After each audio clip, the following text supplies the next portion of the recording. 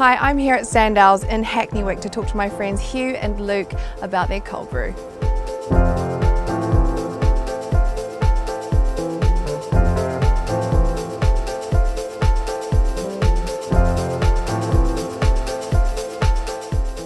How did you get into coffee and cold brew specifically? Got a job in a cafe, Tap Coffee, and yeah, I was there for about 3 years, just kind of like working my way up until I was managing one of the stores in Soho.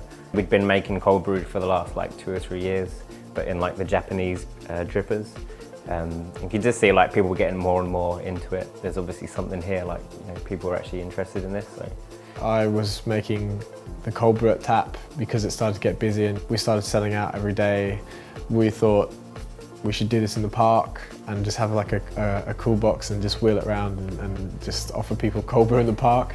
And then we thought actually like maybe we should do this a bit more like legit, and we went to loads of different cafes and tried all of their different cold brews, and all of these cafes had such an emphasis on their aesthetic, the way that the cafe design and the style of service that they would have.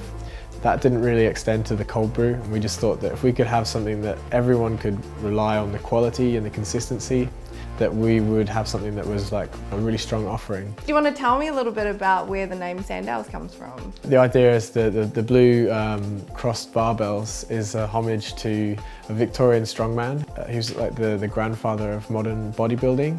He would curate his exercise to achieve like predetermined measurements in his body. We thought that like the idea of a strongman was like tied in well with like being from London and this real ethos for excellence, that we thought like that very much translates to the way that we want to go about our business and the way that we make our coffee. In the UK at least, cold brew is pretty new, but now everybody knows about it and is really into it. So what do you think is the big attraction? The difference in flavour with cold brew is that by extracting the coffee really gently with cold water, you're able to really gently pull out these different flavours. Like it's quite a different range of flavour that you would get if you were to use hot water to brew that coffee. We've just tried to make the most of like relatively limited resources until we had the opportunity to show like that like we had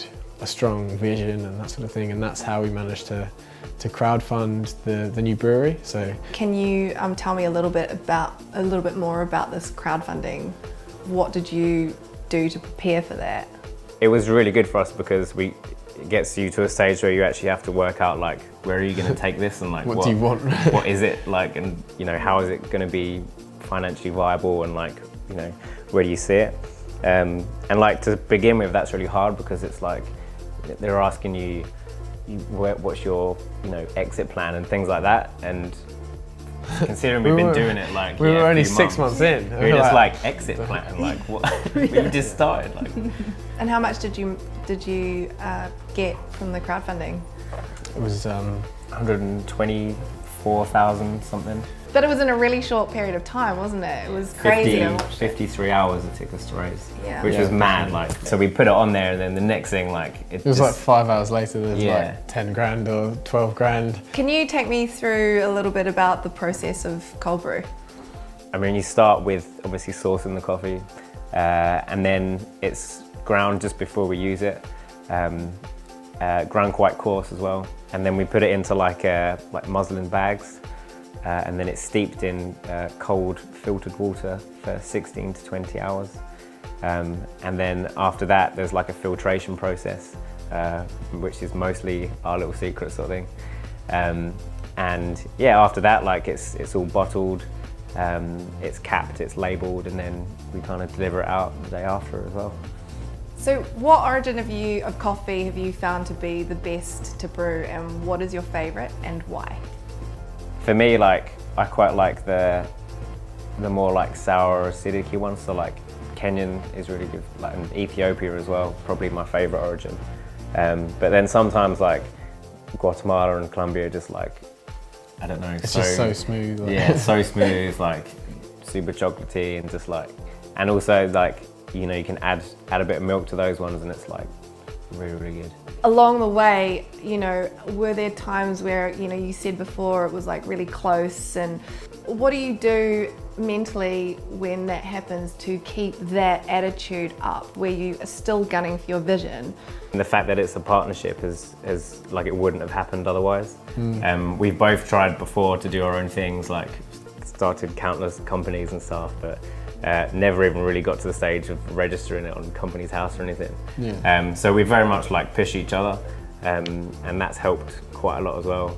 There have been some pretty like hairy moments as well. I mean, when we were at the coffee festival this year, for example, when we didn't sleep, either of us, for like 2 days before it, just making the stock, which is like quite literally, you know, pushing yourself to the limit a bit for it. But as a result, we've got something that we're super proud of, and when we see on the shelf, it's like, you know, you just get this feeling of like that's mine, and that's really good. I think that's like a healthy thing to have with a product that you're responsible for.